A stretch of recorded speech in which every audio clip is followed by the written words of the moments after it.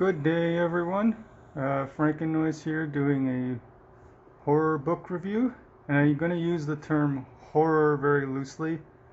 This ended up being more of a body horror book, and the book is The Suiting by Kelley Wilde. He's a Canadian author, so this review will probably appeal more to my Canadian counterparts, especially ones that live in Toronto and Montreal. Especially as you can see on the top there, horror in Toronto. Ooh, but like I said, it turned out to be more body horror. But for a first novel from Kelley Wilde, it's pretty good. He went on to do a few more, at least four that I know of, as far as what's on Goodreads. They all have pretty low ratings, nothing too high. I think this one only had 4 or 5 ratings, and they all seem to be pretty equal with what I'm going to give it. So yes, let's talk about The Suiting. As you can see, I sort of dressed up a little nicer, not too fancy because I don't want to turn into the monster that happens in this. So basically, the book sort of reads like a film noir, and I'm not sure if you're like familiar with it, but there's a lot of starts and stops in the dialogue. You could almost pick any part of the book.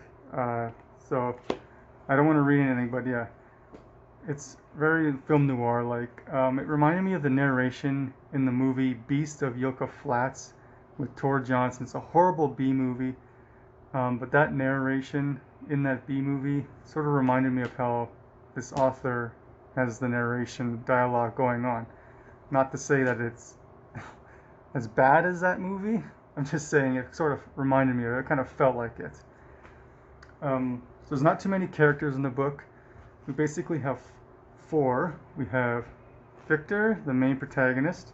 Then we have Cole, who's the bad guy. Then we have Vivi, who's Victor's love interest. Then we have 4, the Bouchettes, which is a kind of a combination of characters throughout 300 years. So that's the Bouchettes. So it starts off with one of the Bouchettes in 1980. That's when the book takes place. This one was written in 1989. It's a TOR book. I forgot to mention that. So it takes place in the 80s. Could have been when the author was formulating the idea. But we have one of the Bouchettes getting beaten up by Cole and his goons. And I guess maybe it was a thing back then in Toronto or Montreal, but they do a one-on-one kind of bat fight to the death with baseball bats. And Cole ends up killing Bouchette, just basically beating him to death. And at the time, Bouchette's wearing a Blake Toby suit, and he's pretty beefy too, this guy, the Bouchette. So it's a good victory for Cole and his goons, because Bouchette owed him money. So I guess that's how you settle things. If someone doesn't pay you, you just beat him to death with a baseball bat. So then later on, Victor acquires the same Blake Toby suit. He's obsessed with it just on sight, sort of like Christine, how the character in Christine sees the car all beat up and is just obsessed with it, so now he wants to fix it up. And it reminded me of that too. Victor sees a suit, gets it tailored to his liking. Victor's a 35-year-old man. He likes classical music. He collects coins. He has one friend named George, who's not really too involved in the book, but George likes poetry, more specifically Walt Whitman. There's even a Whitman quote at the very start of the book. And he also works in a shipping yard. And seems like he's been there, I think it's like a couple years in this shipping yard. And he also has a crush on this Filipino hottie named Vivi. And she sort of teases him, and she goes for, more muscular men, guys that are more outgoing. Victor's kind of shy, average build, I would say. But yeah, so Victor, for a while, tries to court Vivi. He wants to, of course, ask her out, and he has ideas about asking her out, but he never does.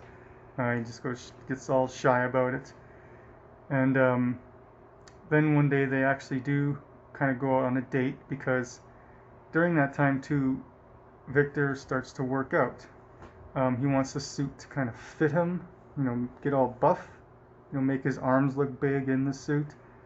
So Vivi finally goes out with him, and while they're going out in this bar, some guy wants to pick a fight because he sees this sort of average looking guy with this real hot girl. So of course some guy wants to beat him up, and Victor actually stands up for himself, beats this guy, which was totally out of his character, but Vivi is very attracted to that. She likes that.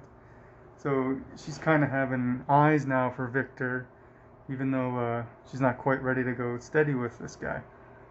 Then Victor tours Montreal, and while he's in Montreal, he's recognizing places that he's never seen before. It just seems to come to him. He gets thoughts like that he's been there, and he's taking a lot of pictures too.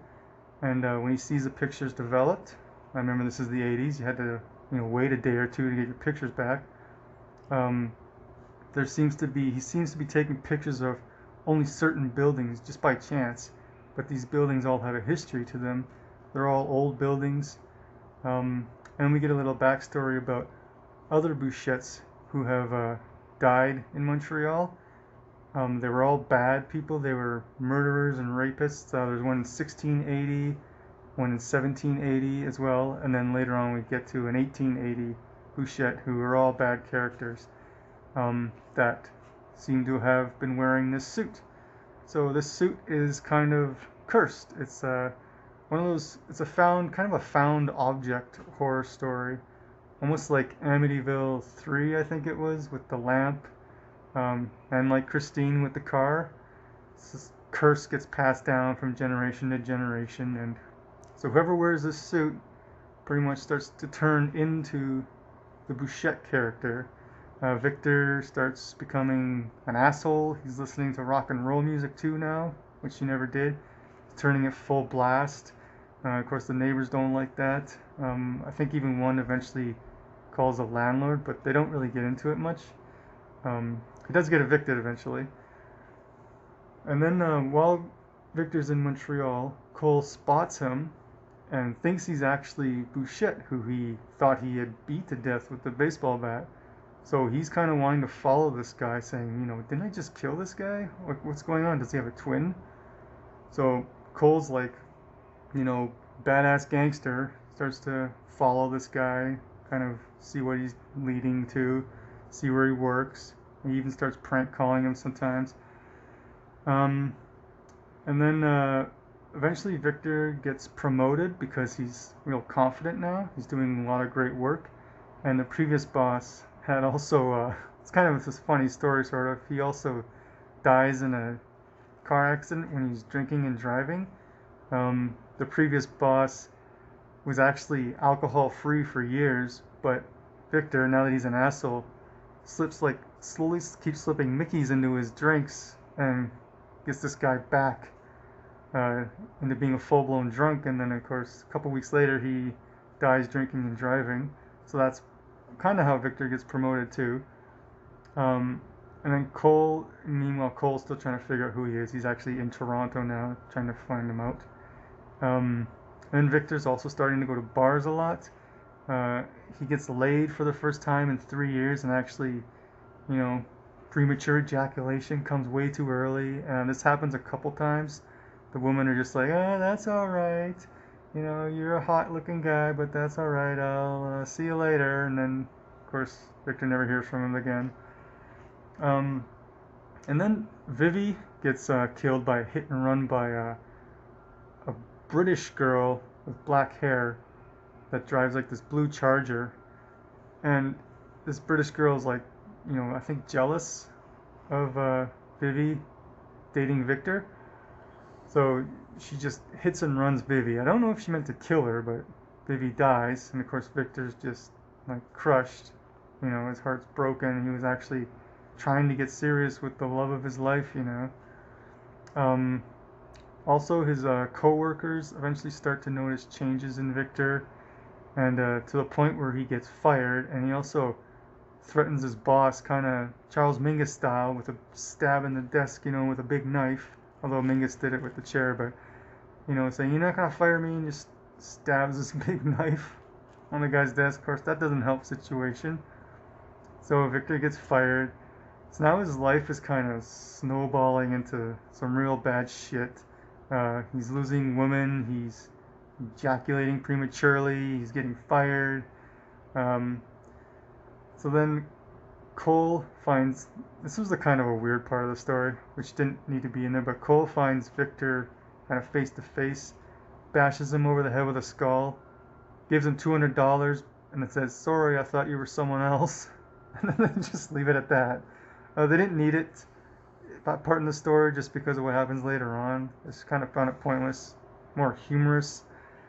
And then, so Victor's also meeting women at bars, having sex with them, and then he starts actually killing them now. And the suit is just taking over him. That's who the Bichettes were. They were rapists and killers. So he's starting to turn into one of them. So he's just meeting these women and killing them. I think he kills like 4. I'm not so sure about one of them, especially the raping part. I'm not so sure about one of them, and we'll get to that soon. He's also starting to see ghosts of the previous Bichettes. He's basically starting to lose his mind pretty much from this suit.